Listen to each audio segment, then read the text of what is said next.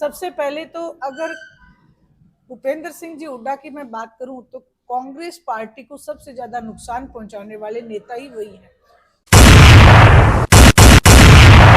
किसी भी नेता को वो आगे नहीं आने देना चाहते। उनकी आपस की इतनी फूट है।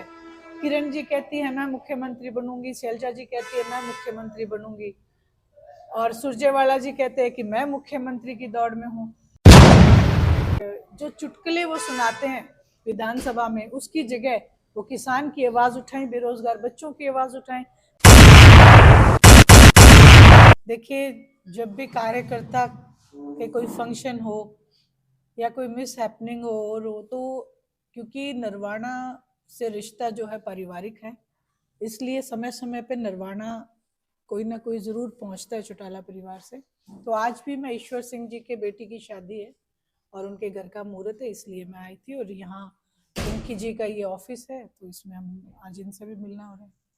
इनेलो द्वारा बदलाव यात्रा निकाली गई, उसके दौरान आपने कितना ये लगा कि हरियाणा के अंदर ये बदलाव यात्रा से कितना बदलाव हो पाएगा?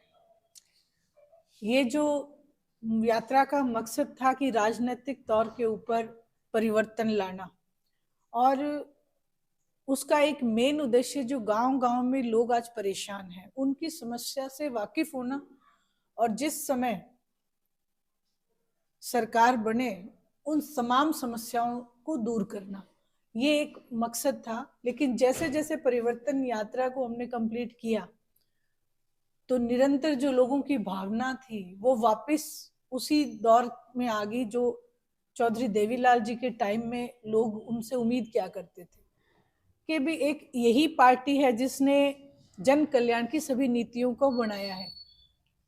जिस वक्त परिवर्तन यात्रा पूर्ण हुई और उसके बाद जो कैथल में जननायक चौधरी देवीलाल जी के जन्म दिवस पर रैली थी, उसमें लोगों ने इस बात के ऊपर पूर्ण रूप से मोहर लगाई कि अब हरियाणा प्रदेश में परिवर्तन हो चुका है, इंडियन नेशनल लोकदल के पक्ष में। नरवाना हल्का की बात करें तो इनेलो के लिए नरवाना हल्का गोल्डन हल्का रहा है। अब की बार जो चुनाव होंगे तो नरवाना किस तरह मतलब देखा जाएगा, किस तरह का इलेक्शन यहाँ पर देखने को मिल सकता है? आदरणीय चौधरी ओम प्रकाश जी चौटाला या चौधरी देवीलाल जी जब भी मुख्यमंत्री बने, उन्होंने हरियाणा प्रदेश का कैसे विकास हो पूरे प्रदेश को लेकर सोचा। नरवाना से खास जुड़ाव इसलिए क्योंकि स्वयं चौधरी ओम प्रकाश जी चौटाला यहाँ से एमएलए थे, और लगभग हर गांव में 10, 15, 20, 100 तक नौकरियां जो है नरवाना हल्के को नवाजा गया था उस समय। तो इसी प्रारूप को आगे बढ़ाते हुए, चाहे बेशक आज रिजर्व सीट है, लेकिन फिर भी जो चश्मे के निशान के ऊपर जो मोहर लगेगी और जो यहाँ से एमएलए होगा उसको उतनी ही पावर से, जितनी पूरे हरियाणा प्रदेश में जितनी पहले थी उतनी ही पावर दी जाएगी। देखिए सुनील जी, जिस तरह आप पूरे हरियाणा के अंदर जाते हैं, अगर महिलाओं की बात करें सबसे ज्यादा कार्यक्रम आप महिलाओं के साथ कार्यक्रम कर रही हैं। महिलाओं की क्या कुछ देखने को मिल रहा है, प्रदेश में किस तरह का बदलाव महिला चाहती है? हरियाणा प्रदेश की महिलाएं आज बहुत आहत हैं। अगर आज आप देखें पूरी सिचुएशन, तो उसमें सबसे ज्यादा अगर कोई पिस रहा है तो महिलाएं पिस रही हैं। महंगाई की मार सबसे बड़ी मार होती है, जो उनका चूल्हा चौका जो है चलाना मुश्किल हो गया है।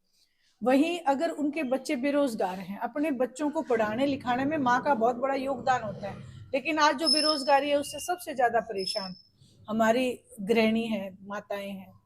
उसके बाद अगर आप ये देखें कि अगर आप सर्विसेज की साइड जाते हैं तो कहीं पे भी नौकरी नाम की महिलाओं में तो बहुत पिछड़ापन ला रखा है। गांव में विकास नहीं, गांव के स्कूल बंद कराए जा रहे हैं।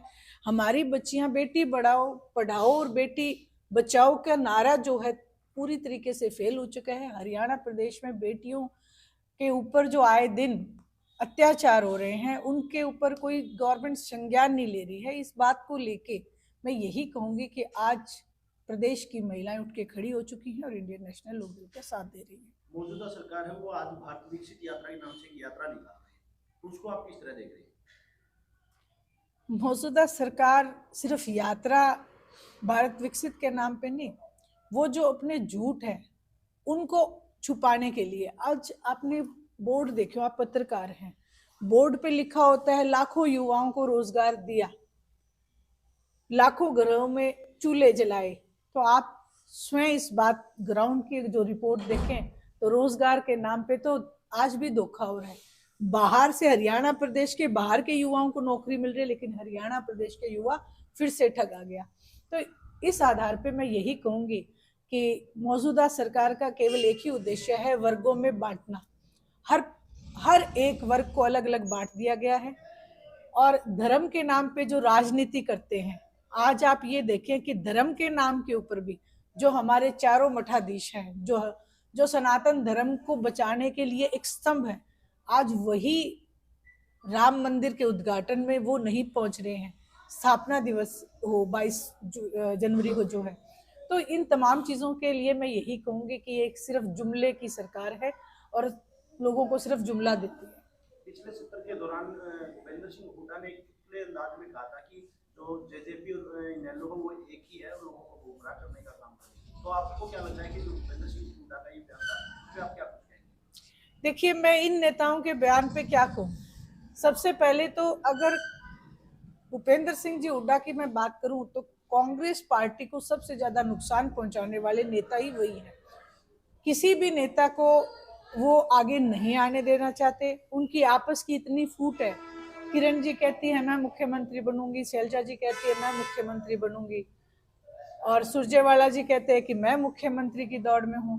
तो इन तमाम चीजों को देख के मैं यही कहूंगी कि उनको पहले स्वयं अपने पार्टी के लोगों को संगठित करना चाहिए, बाकी बाद में सोचें। और जो चुटकुले वो सुनाते हैं विधानसभा में, उसकी जगह वो किसान की आवाज उठाएं, बेरोजगार बच्चों की आवाज उठाएं, महिलाओं के संरक्षण की आवाज उठाएं, तो ज्यादा बेहतर है।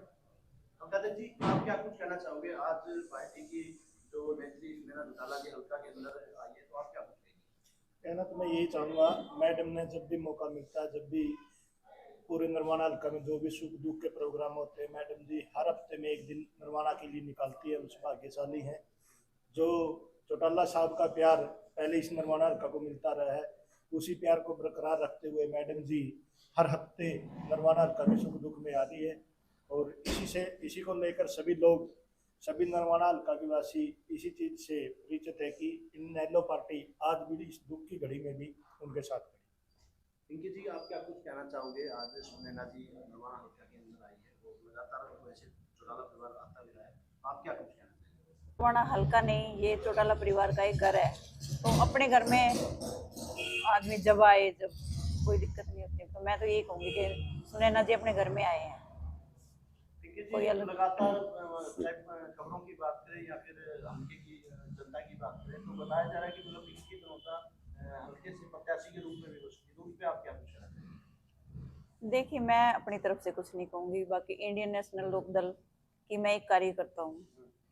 अगर इंडियन नेशनल लोकदल मुझे कोई जिम्मेवारी सौंपती है तो वो मैं बखूबी निभाने के लिए तैयार हूँ।